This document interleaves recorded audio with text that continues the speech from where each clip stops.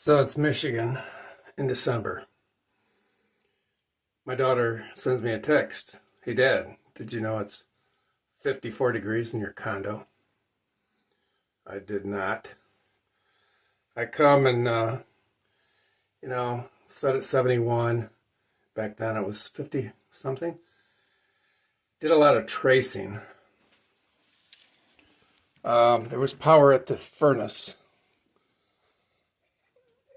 Fuses, everything was good. So hot wiring, the thermostat was how I needed to get heat in here. The videos are so long on how to do it. If you just want heat, I put the red and the white together, and then I put a toggle switch on it. And that's what I'm doing until the new thermostat comes